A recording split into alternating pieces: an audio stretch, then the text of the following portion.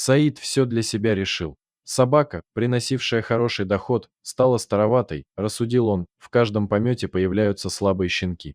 Лучше оставить себе молодую самку, а эту он посмотрел на Дакоту и вздохнул, от этой нужно избавляться. А может, оставишь и Дакоту, и молодую замену, уговаривает его жена, выслушав его решение. Нет, послушай, волки не терпят соперника, протестует муж, а в ее жилах течет кровь волка. Она разорвет конкурента. Нет, все уговоры жены не подействовали. Он уверен в себе, а своенравного мужчину переубедить не удавалось. Дакота регулярно приносила потомство, а также была первым помощником Саида на охоте. Но он окончательно намерен от нее избавиться. Совсем недавно в очередной раз она ощенилась. Малыши очаровательны. Когда-то мать Дакоты, овчарка Пальма, погуляла с волком. Как это произошло, никто не знал, но с тех пор волчьи гены всегда доминировали в потомстве. Щенки пользовались популярностью, платили не торгуясь, чтобы купить крошечный комочек безродословный, люди записывались в очередь заранее. Помесь овчарки и волка, особенная порода, особые способности собак и прекрасно поддаются дрессировке, незаменимы на охоте, выслеживают и загоняют дичь. А еще они очень преданы, единожды признав хозяина, никогда не предадут и не подведут. Рано утром на следующий день хозяин позвал собаку. Та радостно завиляла хвостом и, преданно заглянув хозяину в глаза, уселась у его ног. Обычно в это время они ходили на охоту. Дакота выслеживала дичь и поднимала ее с места, охотник тут уже сбивал ее метким выстрелом, только на этот раз ружья почему-то не было. Непонятно, но собака привыкла безоговорочно доверять своему человеку. Дакота бежит рядом с мужчиной, то и дело стараясь потереться об его ноги, выказывая свою любовь и преданность. Однако он не отвечает на ее ласки. Сегодня хозяин особенно суров и молчалив. Она это чувствует, поэтому, как может, старается ободрить, подбегая, лижет его руку. Мужчина отдергивает руку и злится. Дакота не знает, как помочь человеку. Долго идут по лесу. Дакота удивлена, что хозяин до сих пор не дает ей команду идти по следу, ведь они уже достаточно углубились в лесную чащу, вокруг полно запахов зверья, она отчетливо понимает, где каждый из них прячется. Только одно его слово и добыча у его ног. Но вместо этого человек подозвал собаку к себе и прицепил веревку к ошейнику. Дакота растерянно смотрит, мужчина привязал веревку к дереву. «Дакота, сидеть!» — скомандовал он стальным голосом. «Сидеть!» — я сказал. Она послушно села, не понимая, глядя на хозяина. «Что за игра? Что я должна делать на привязи? Чем могу ему помочь?» — думает собака, глядя в удаляющуюся спину хозяина. Она нервно перебирает лапами, поскуливает, беспокоится, а вдруг она не успеет прийти на помощь, не сможет оказаться рядом, если ему будет угрожать опасность. А в это время Саид, о котором так волнуется собака, развернувшись, скрылся в таежной глуши. Что это сейчас было? Зачем хозяин оставил меня здесь одну? Почему ждать? Мысли летают в голове у собаки, как назойливые мухи. Она и представить себе не могла, что таким варварским способом человек, которого она так любит, решил от нее избавиться. Прошло несколько часов, бедняга сидит под деревом, упорно дожидаясь своего хозяина в одном положении. Мышцы затекли, она то и дело вскакивает с места, чтобы размять их, но, вспомнив приказ хозяина, тут же возвращалась. Сидит, ведь ей приказали ждать, и она ждет. Заморосил редкий дождь, который превратился в сплошной ливень. Крупные холодные капли вперемешку с градом больно бьют Дакоту по голове. Скоро ее густая шерсть полностью промокла. Зима еще не сдала свои позиции, периодически возвращаясь после редкого тепла. Собака сидит понуро, повесив уши, с которых капает вода. Она преданно ждет того, кто ее бросил. Бросил, как ненужную вещь. Ясный весенний день сменился холодной промозглой ночью. Дакота вдруг поняла, а главное, приняла-то, что больше никому не нужна.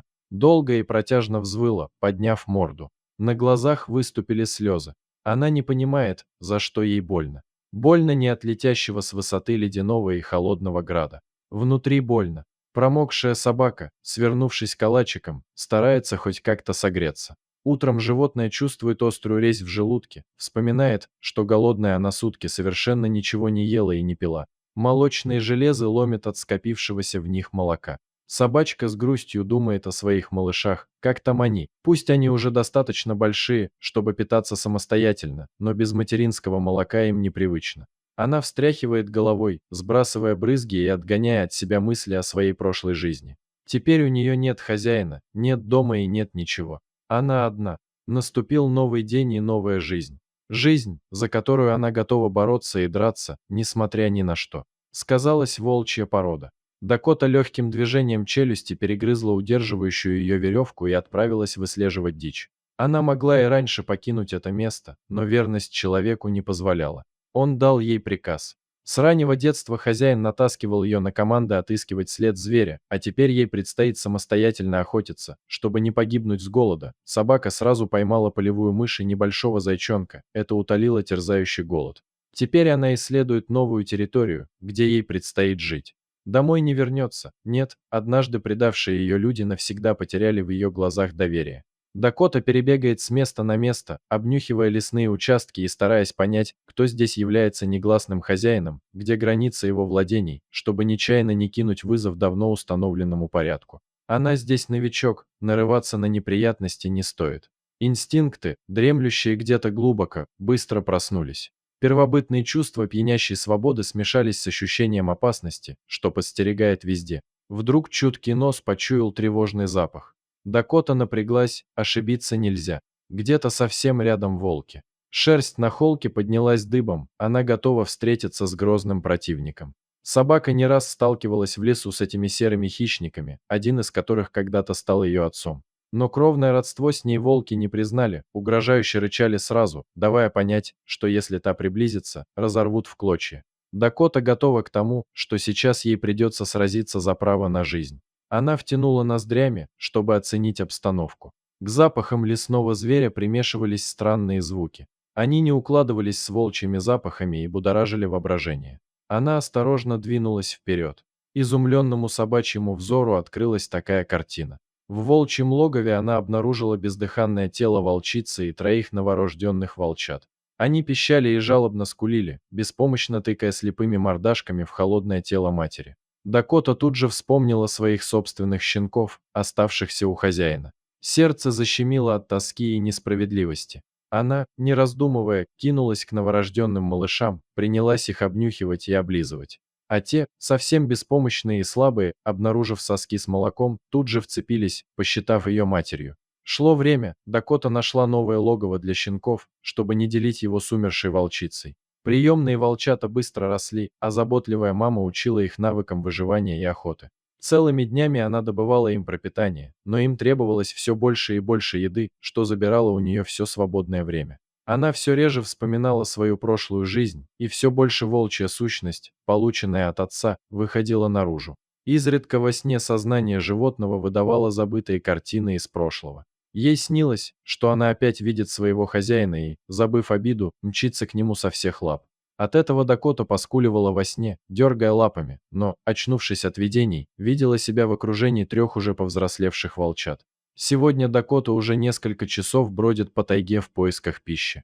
Ее собственная маленькая, но дружная стая с каждым днем требовала все больше и больше еды. Приходится расширять зону охоты. Так собака пересекла невидимую границу и вошла на чужую территорию. Она это прекрасно осознает, но иного выхода нет. Либо придется голодать, либо драться за право охотиться в этих местах. Хозяин территории ее обнаружил и скоро объявился. Внезапно ей преградил путь крупный серый волк. Он недружелюбно оскалил клыки, демонстрируя незваной гости, что ей лучше убраться из его владений. Он не ожидал, что теперь перед ним не дворовая псина Дакота, полусобака, полуволк, а свирепая лесная хищница, добывающая пропитание для своих детей и готовая ради них с кем угодно сразиться. Моментально шерсть на загривке волка встала дыбом. В памяти Дакоты промелькнули десятки схваток, даровавшие ей победу, а вместе с ними и уверенность в собственных силах. Прыжок. Они вцепились друг в друга, но в этот раз все пошло не так. Рядом с ее противником, бросившим ей вызов, появились еще два волка. Они стая. Теперь преимущество явно на стороне хозяев этого леса. Они не собирались уступать. Еще мгновение, и волчья стая накинулась на одинокую собаку. Возникла реальная угроза стать разорванной на части, как бы отчаянно не билась в этой схватке Дакота, у нее не было шанса выйти победителем. Схватив серого вожака, она повалила его на землю, пытаясь разорвать тому горло. Но в это же время две безжалостные пасти накинулись на нее сверху, схватили за загривок, стараясь повалить и разобрать ее на части. Дакота чувствует, как быстро силы вытекают из раненого тела. Она поняла, что сейчас ее жизнь закончится.